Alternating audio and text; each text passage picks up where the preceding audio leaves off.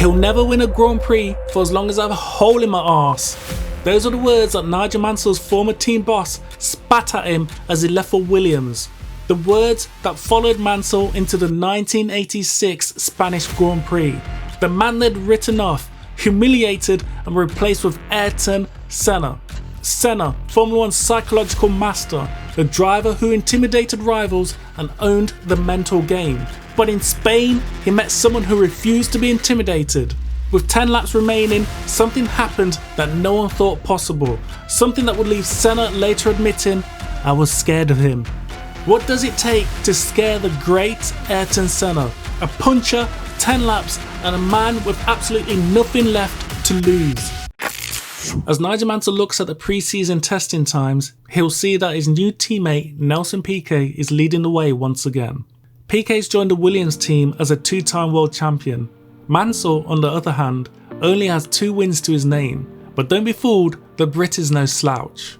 Mansell's in Formula 1 because he's earned it, coming through the junior categories, using his own money with no big sponsorship behind him. At one point, Mansell and his wife sold their house and most of their possessions just to finance a season in Formula 3. His sacrifices were rewarded when he caught the eye of Colin Chapman, the legendary owner of the Lotus team, first being provided a test contract which then transitioned into a race seat in 1980. The team wasn't the front runners like they were in the past, but they were slowly rebuilding. I didn't have to prove anything to Colin. He believed in me and knew that the results and the success would come when everything in the team came together. But things suddenly changed when Chapman suddenly passed away in 1982. All of a sudden, the comfort zone I had around me vanished. When he died, there was few people in the team who believed in me. One of those haters being Peter Waugh, the new team principal. Waugh didn't rate Mansell as a driver or as a person. As soon as Waugh took over, Mansell was treated as a secondary driver, with his teammate Elio De Angelis getting the newest equipment first. It was completely clear who was the number one. It was Elio. He was faster, was Waugh's defence. Not long into 1984, Waugh was looking to sign a young Ayrton Senna for the next season. When Mansell heard the news, he knew his time was finally up. By the end of the season, Mansell was done. His confidence had been shot with the treatment he'd received from Waugh. Waugh's parting shot being, "He'll never win a Grand Prix as long as I have a hole in my arse." Mansell signed for Williams, a team that won the championship twice in the last 4 years. He knew his role in the team. He was signed as a number 2 driver to Keke Rosberg. But the move to Williams was a breath of fresh air. Mansell regained his confidence that had been shattered after Chapman's death. He may have signed as a number 2 driver, but he knew he'd be blessed with equal equipment and equal opportunity. Mansell's confidence and performances improved to the point that he won his first 2 Grand Prix nearing the end of the season. His first in front of his home crowd at Brands Hatch, the majority of the 75,000 people there cheering him on. Then just 2 weeks later, just like buses, Mansell won again, the South African Grand Prix, the penultimate race of the season. But he couldn't make it a hat-trick at the last race of the season, a DNF in controversial fashion. Contact with Senna ended his race. Contact that each driver blamed on each other. Senna dismissed the incident by simply saying, "Mansell was trying to stay with me around the outside of a corner when there wasn't enough room." Unsurprisingly, Mansell blamed Senna. Even with this incident, Mansell ended the 1985 season full of confidence and determination to go for his first world title. My long-held dream to be the champion of the world seemed closer, or at least more realistic. I could see how, with reliable equipment, plenty of application and a little luck, a championship could be won. With the help of Honda providing a powerful and efficient engine, Williams was having a successful pre-season testing program. Everything was looking rosy. They had arguably the best driver pairing, the best engine and a really good chassis. But things would go horribly wrong at the final European pre-season test at Port Ricard in the south of France. Frank Williams, the team principal, was content with what he'd seen that day and left the circuit early to catch a flight back to England. On the way to the airport, the hired car lost control. The car somersaulted and landed upside down, the roof collapsing on impact. Frank took the brunt of the blow. He'd survived, but the accident left him paralysed from the neck down. The man who'd saved Mansell from his nightmare at Lotus, who'd given him equal equipment and a chance to prove himself, was now fighting for his life in a French hospital. For Mansell, winning the opening race in Brazil would mean everything, not just for his championship challenge, but for Frank and the devastated Williams team. As predicted, the Williams car was fast, and as predicted, the two teammates were battling for pole position, with Piquet eager to get pole in front of his home crowd. Qualifying delivered a three-way battle for pole, with two Brazilians on home soil and Mansell. The grid was Senna on pole, Piquet second, Mansell third. Starting behind Senna again, just like in Australia 4 months earlier, that had ended with Mansell in the wall after first lap contact. This time will be different. Before the season started, Mansell had approached Senna at a pre-season test with a proposal that said that it was obvious that he and I were both going to be quick in the coming season, and that we should both try to be professional. If one of us had a line into a corner, the other should let him go and try and pass at the next opportunity. There was no point in us having each other off. Ayrton agreed and we shook hands. A gentleman's agreement. But as the grid formed in Brazil, that handshake felt like a lifetime ago. Mansell needed this. A strong start to his championship challenge, a statement to the two Brazilians ahead, and a win for Frank Williams, who's still lying in a hospital bed. As the lights go green, Mansell launches well. He rockets between the two Brazilians. Piquet to his left, Senna to his right. 3 wide into turn 1. Senna has an inside line and leads through. It's Senna, Mansell, Piquet. But Mansell isn't backing off. He's right on Senna's gearbox, looking to get ahead on the opening lap. They go side by side into the next corner. Sparks flying. Mansell gets the inside line this time. There's only one racing line through there, surely. Contact. Mansell's in the wall. Race over. That's 2 races in a row. 2 first lap collisions with Senna. Both times Mansell retires. Both times Senna continues. I thought I had done enough going down the straight to pass him down the inside into the fast left-hander. I got alongside, my right front wheel level with his shoulder, and began braking. But he suddenly came across and hit me. I braked hard to avoid an accident, but his left rear wheel hit my front right and sent me off the road into the Armco. Piquet didn't have any issues himself when he took the lead on lap 3, who then went on to win the race from Senna by 35 seconds. Overall, it was a very bad day for Mansell.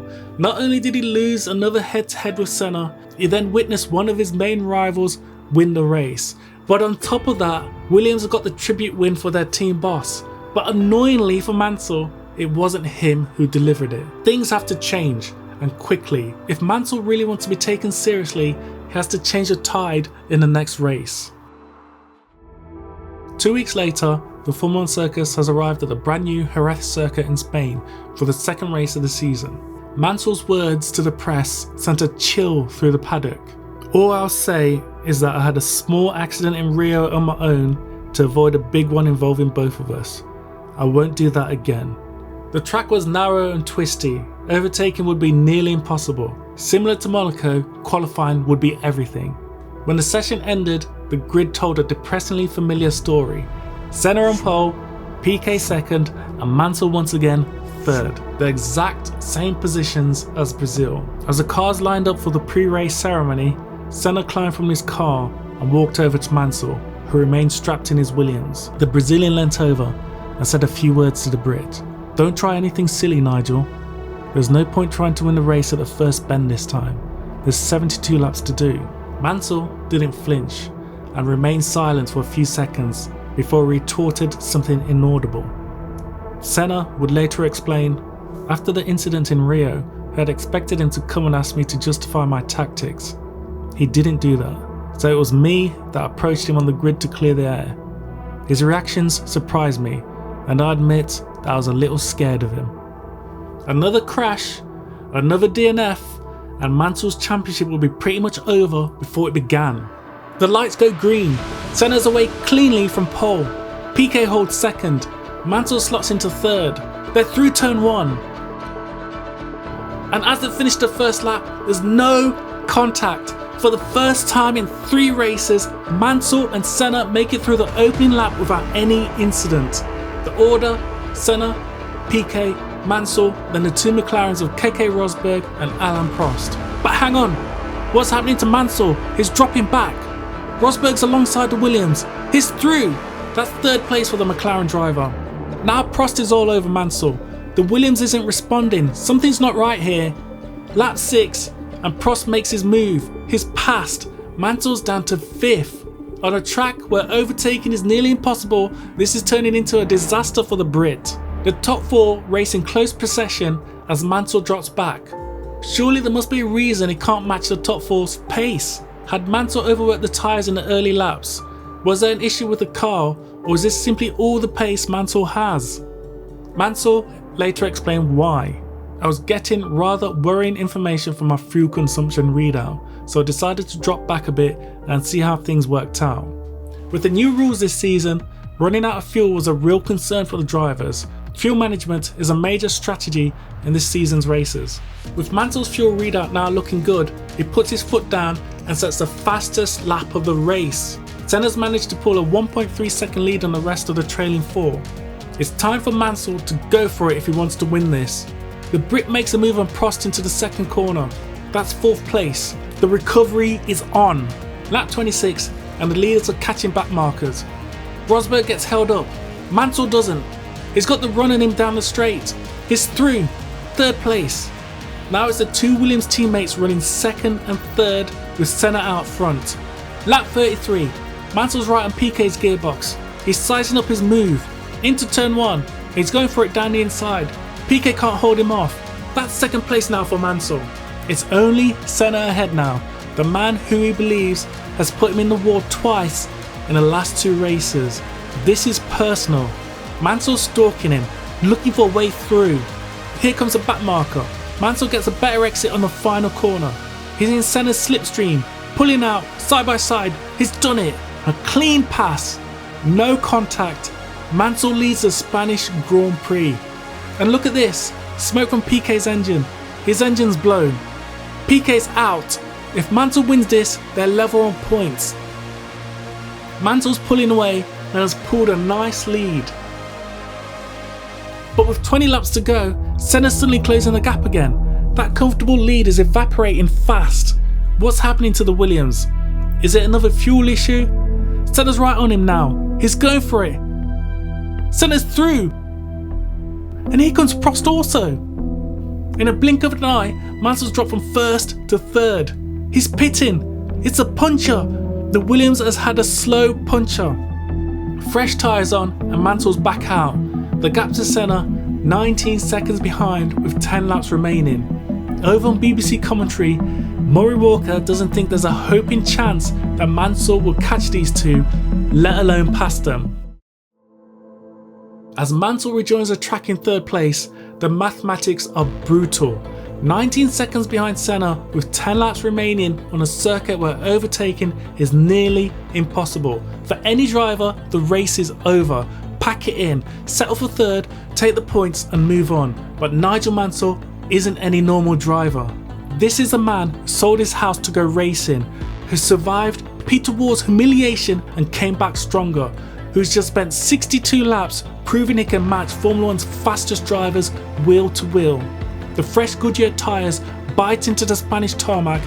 Mansell attacks the track like a man absolutely possessed. Senna's on it too. He's pulling away from Prost in 2nd, but Mansell smashes the fastest lap of the race. 1 minute 27.176, nearly a second faster than Senna's previous best. The gap's down to 12.8 seconds. Mansell's just taken 7 seconds in just 2 laps.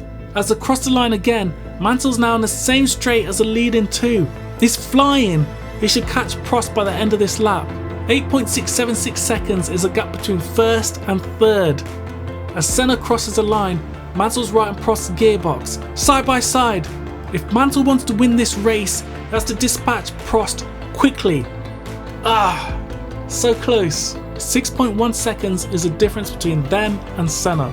The Brit has so much more grip, but this track is compared to Monaco for a reason. Tight, twisty, and nearly impossible to pass. Lap 69, and this must be feeling like the longest lap in Mansell's life. His best opportunity is a start and finish straight. No, it's done him early. Mansell's 2nd with 3 laps to go at the end of this one. The gap is still 6 seconds as I cross the line. Let's see what Mansell can do from here. Everyone is on the edge of their seats now. Each of these men at the front have 2 Grand Prix wins. Who's going to win the 3rd ever Grand Prix today? 2 laps to go, and the gap is now 5.3 seconds, so Mansell didn't take as much time out as Senna on that lap. Does he have any pace left? It's starting to look like Senna's race. But there's a back marker ahead. This could slow Senna a little if he catches him in the wrong place. But he seems to have got away with it. As I cross the line for the last lap, Mansell's only 1.5 seconds behind. This is going to be close. Senna's got the advantage of being in front, but Mansell has fresh tyres. Senna runs a little wide and has a twitch that will only help Mansell. It looks like it's going down to the wire. It will all depend on the exit of the last corner. They're coming up to the hairpin now. Turn 16, the final corner. This is it. Now or never for Mansell. They accelerate out together. Senna moves to the middle of the track, side by side as across the line. Close, but not close enough. Senna wins by 0.014 seconds. One of the closest finishes in Formula 1 history. A race that will be remembered for decades. As Mansell climbs from his Williams, the bitter taste of defeat is overwhelmed by something more powerful. Vindication. The stopwatch says he lost, but the near impossible chase, 19 seconds closed in 10 laps, proved everything that mattered. He proved Peter War spectacularly wrong, and he'd done something no one thought possible. He'd scared Ayrton Senna. It was a fantastic race, and although Ayrton had won it, he knew that I had made a point to him. I was not going to be intimidated. If he wanted to beat me, he would have to fight me every inch of the way. Senna had this to say: "It was a hell of a fight. It was very tiring, both mentally and physically. I've been racing in Formula 1 for 3 seasons, but this is the first win I had to fight for. Physically, I was at an end, but because I had won, I recovered quickly. Winning is the best medicine to regain strength."